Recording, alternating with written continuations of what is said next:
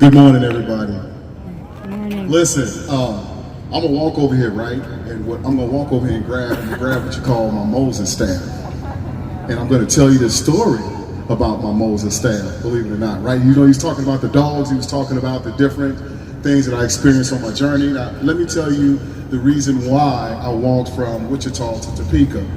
My 8-year-old son, Michael Eugene Swapsy Jr., was handcuffed and a spit mask placed on his head by the guard of police in his school. And I went through the different things to try to figure out what to do to try to get the help necessary to get some justice for my son. And no one was responding. You know, no one was hearing what I had to say. And there was many days in my family room downstairs.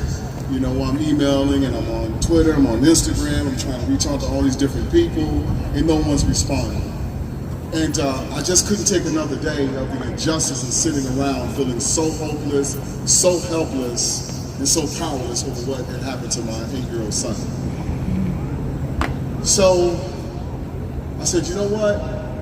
I'm gonna go talk to the governor, but I'm gonna walk.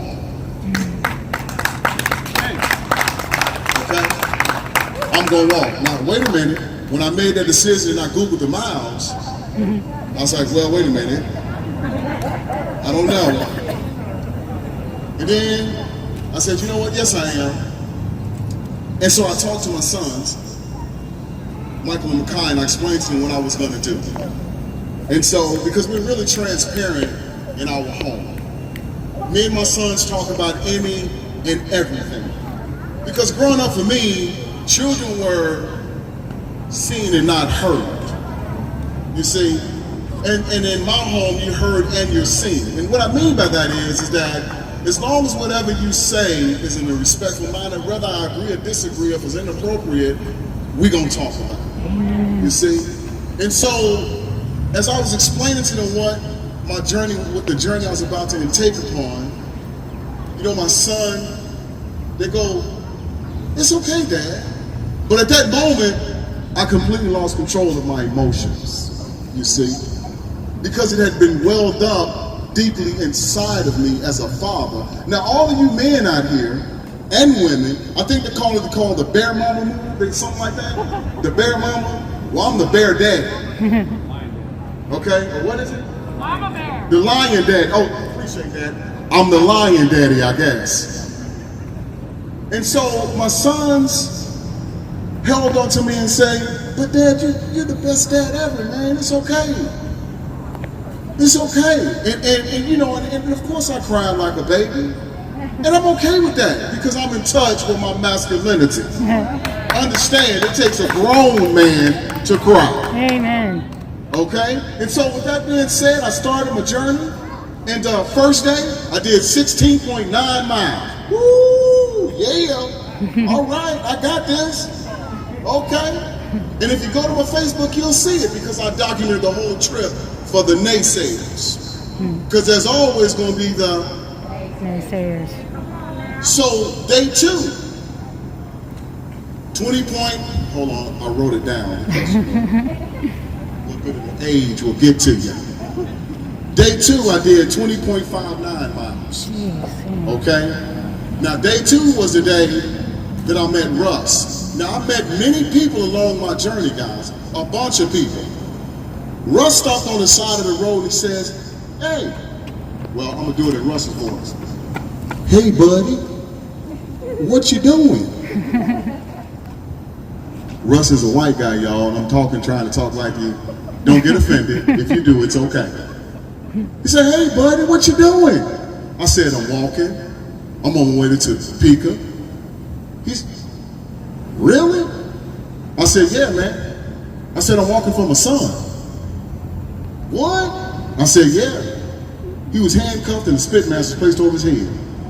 He said, you got to be kidding me. Are you for real? I said, yeah, man. He says, look here.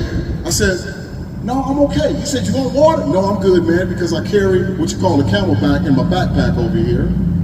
It's about 2 liters of water, and I drink about 4 liters of water a day. So he offered me his phone number. I took it. He said, if you need anything, you call me. I said, cool, Russ. I didn't believe him. So at the end of my walk, I'm in the Walmart. I had to buy some stuff, get some stuff. When I get the stuff, I'm sitting there. There's no Uber in Newton, okay? There's no Uber. There's no Lyft. I couldn't even get a cab because it was after 6 o'clock. The cab company closed down at 6 o'clock, okay? So I'm sitting there and I couldn't walk another foot, another step, because I had left my feet on the sidewalk at 20.59 miles. You understand me? Like there was not another step left in my body. And I'm sitting down in the front, and the Walmart people trying to help me out, but you know, they give me the side eye, y'all. You know what I'm talking about? Because I'm in Newton, Kansas. They're giving me the side eye, how long you gonna be here, sir?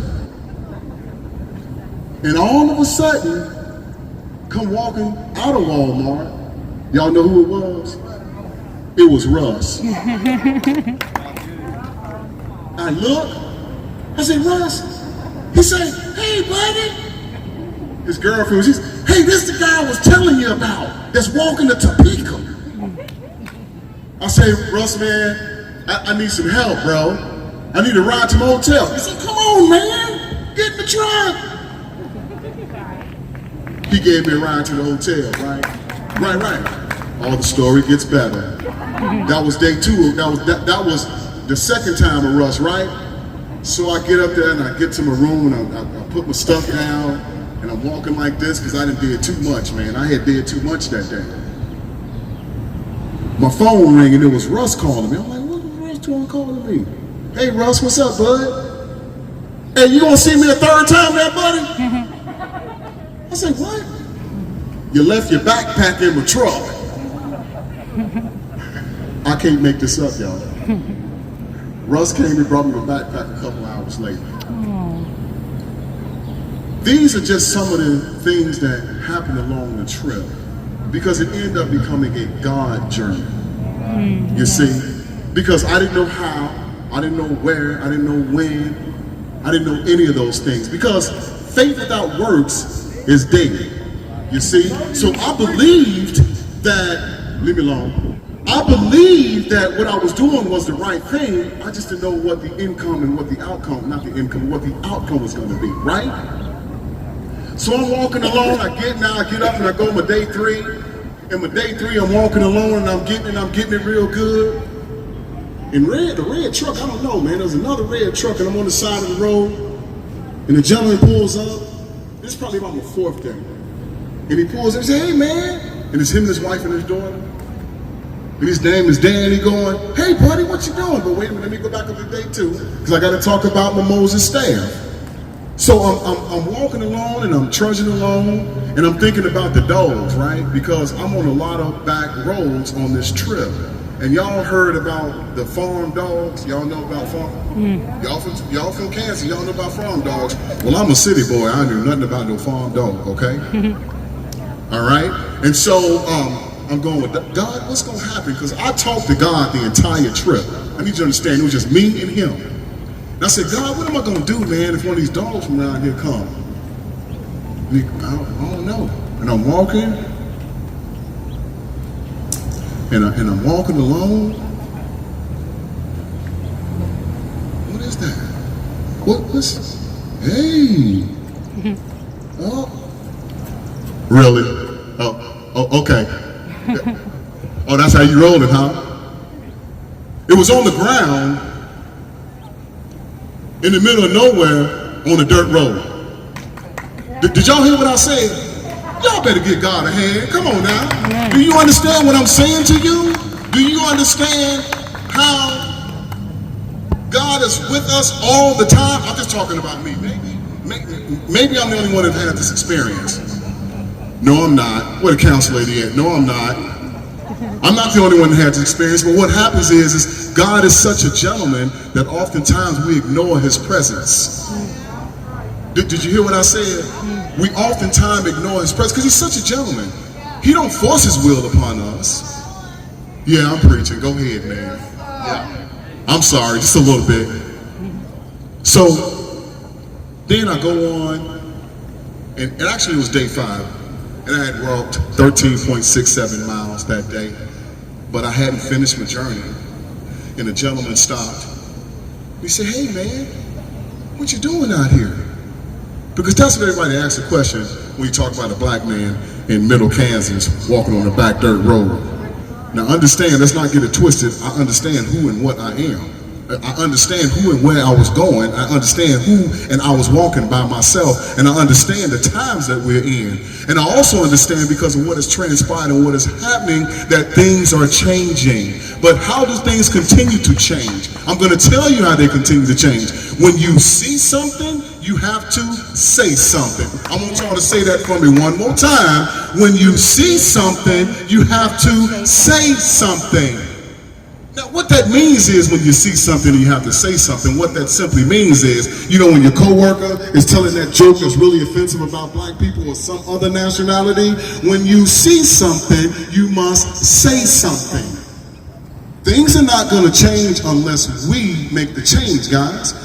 I'm not going to wait on the governor to make the change, because by the time I got to about my 7th day, on Twitter, a young lady picked up what was going on with my story, and it went 10,000, 30,000, 40,000, 50,000, 60. It's over 100,000 tweets. I'm not talking about, I didn't do it for the tweets. I didn't do it for the likes. I didn't do it for the hearts and all the other stuff, because I'm not all that technological savvy with respect to how, what do you call it? The media work? Not media. Social media. Thank you, social media. Y'all know what I'm talking about. See, I'm not all that savvy. And so what ended up happening, guys, as a direct result, the young man who stopped for me named Dan Vahey, he stopped and he was like, "Hey man, where you going?" I told him what I was going. I told him what I was doing. He said, "If you need anything," and I mean anything, he gave me his number. He said, "You call me." And I didn't know the next town was 20 miles when I walked at 13.67, because I had Googled it, you know, the way my mouth. So y'all know I was done, right? You know, the toes I was doing, walking kind of like, I was kind of like trying to walk, because at the end of the day, that's kind of how my legs end up doing. And then some days my legs would be like this. And the reason why is because I would maximize with my feet and my legs, and I'd go as far as I could go, and that would be the end of it. And I'm making fun of myself and my situation because I can, because I experienced it, and at the end thereof, God still got all the glory. So when he offered that, and I called him up, he came and picked me up, right? And when he came and picked me up, now understand, y'all, he's a middle-aged white guy with his wife and their daughter. And when he stopped, God just so magnificent. Y'all know he had on the Jesus hat, right? Oh, okay. Y'all didn't hear me? Did y'all hear what I said? I said when he stopped, he had on the Jesus hat. I'm going to give God his glory. Let me tell you, I'm going to give him his glory because I know who is in charge, see? And I'm not ashamed to talk about what he's done for me and my son and my family. I'm not ashamed of who is in charge, because if we don't acknowledge and give it to him, then we're not going to make it anyway. So he took me to his house, said, "Here, there's a towel, go take a shower." I took a shower, I come out, I sit in the sofa. They got a daughter named Elizabeth. Elizabeth was just all over the place talking. She was real comfortable with me, and you know, going along, showing me her little rocks, her rock collection. Well, actually, there were mud pies that she had made that were rock collection. This is the depthness of like the conversation of me hanging out in their family, right at their house. She even played the violin for me, y'all. It's on my Facebook. Elizabeth played the violin in their house. This is what I'm talking about on this journey. So, wifey's making dinner. I go upstairs, I pass out. They come knock on the door, I come downstairs. She cooked smothered steak, homemade mashed potatoes, vegetables. Yes, yeah, I said that. And some nice fresh garden vegetables, some peppers that you just like eat with the ranch. Y'all heard what I said, what kind of meal I had? Right? So I ate. Now, the next morning, I get up, homemade biscuits, Oh. gravy, eggs, milk, and juice. Ain't God good? Ain't God good? And so I went on and that was that day. And then on the day I did 16.71 miles, I was coming through Emporia, right? And Emporia, they was all been on Facebook and following me and all that good stuff. I gotta talk about the story, y'all. I know it's kind of long, but I walked 145 miles. Yes. I'm talking about God that I know it wasn't me. I don't know how. But I know I was gonna walk for my baby for the end. It's okay though, right? I'm like, okay. Because that's what I did, right? Because like for real, like, okay, is he coming to greet me? Is he got a bag? Or what's really happening? But we hugged. Hey man. I said, look man, I gotta go, man. I gotta get going because I'm trying to get to my ride. I'm trying to get to Emporia. Cool. I started walking again. Young lady pull over. I'm like, oh Lord, what is this? She get out, Mike? I'm like, yeah. She goes, it's Sarah. I'm like, hey Sarah. I didn't know who Sarah was. It was Sarah Bays, is who it was. She took me to her house. I met her husband, Gus. And I met their daughter. And they had turkeys. And they had a dog. And they took me to Emporia. When they took me to Emporia, they took me to the Gulford Mansion.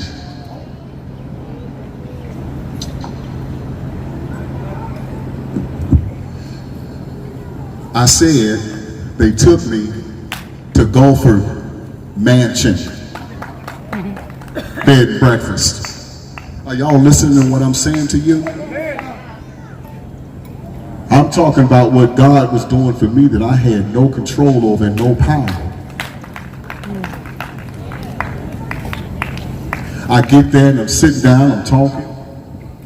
The owner met me there, and the owner vetted me. He was looking and he was talking. And as you can see, I talk very eloquently. And I talk very clear when I'm speaking. And he was talking to me and I began to tell his story. And he kept scratching his head while I was talking. He says, I don't understand. How can somebody do that? I said, I don't know, that's why I'm walking. I'm gonna find out. He says, well, I'm gonna comp your room for the night.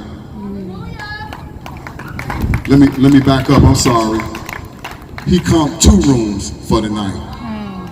Because my wife and kids came later on. I'm talking about God doing for me what I could not do for myself. If there's anybody out here that's struggling, right? Or anybody out here that's just wondering whether or not he's gonna make some changes, he's making the changes. And prayer changes things. I'm not confused.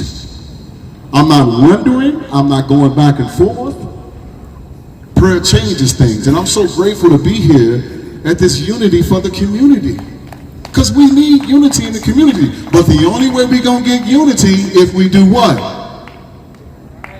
If you see something, Say something. y'all better come on and say this with me now. Because that's what it needs to be. The only way change is going to come from changes from the CEO coming out and hanging out with the employees and not being above. We're going to talk about the councilmen sitting down and hanging out because this is what they did back in the 60s and the 70s. We got to get back to the grassroots of what we're doing as a community.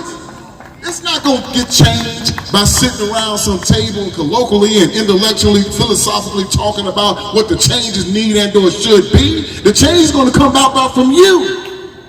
Amen. I'm going to leave that there, right? I am so blessed. Because yesterday when I got here to the Capitol, and we got upstairs, they said the governor wasn't available. They told me that the governor couldn't meet me. They told me, no, it's not happening, Mr. Swapsy. They said, no, that's not going to happen.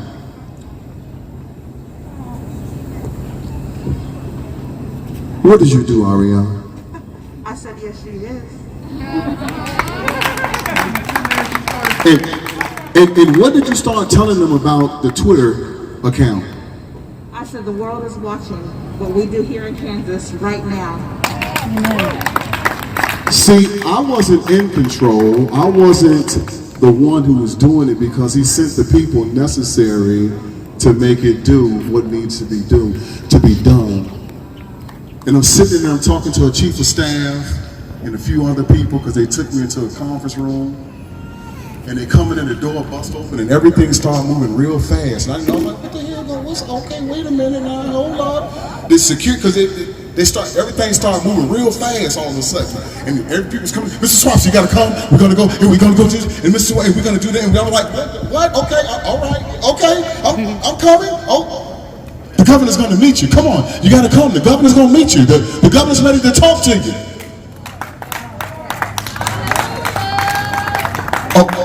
Okay. All right. So I go in the governor's office. Now, the lights was off before we had went there.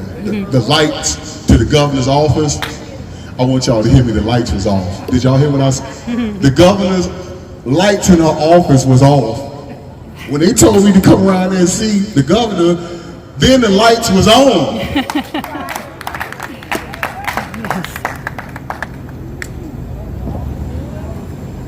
Yes, he will do it. And I go in there and I start telling them the story. The governor's a very compassionate lady.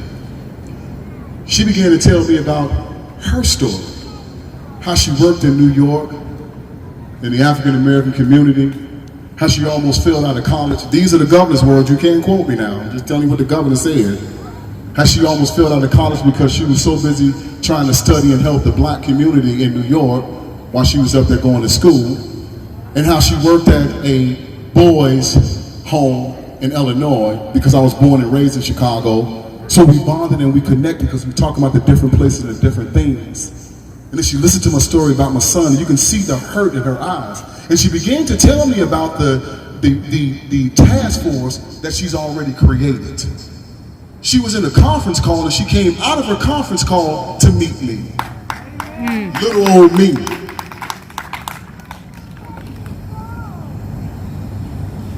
If you see something, Say something. I can't hear y'all. Y'all playing with me now. I said if you see something, Say something.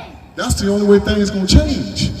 Do y'all understand what I'm saying to you? I'm not talking about like, getting all up in each other's faces or getting up in your coworker faces or trying to have a hostile environment. I'm not talking about that. I'm talking about saying something out of love. The problem and the reason we having the difficulties in our country right now is for the lack of love. But love conquers all. Amen. Not some, that's all inclusive. All. A-L-L. I didn't mean to go on like this. I didn't. Yes, I did. Because I'm going to give him his glory. I'm going to give him his glory. I love all you guys, man. And thank you guys for showing up. Thank you guys for the support. Councilwoman, I don't know you, but I do know you because we're the same. I know you because we're the same. We're the same, guys, no matter where we come from, we're the same. We are the same, I promise you. So don't let the old bugaboos of like, I knew that white dude wasn't gonna help me. I was transformed and changed on this trip. I've always talked to any and everybody, but I'm really gonna talk to any and everybody now. And I'm really gonna talk to the white man now. I'm really gonna talk to him. And I'm gonna talk to him because I've never been afraid of him.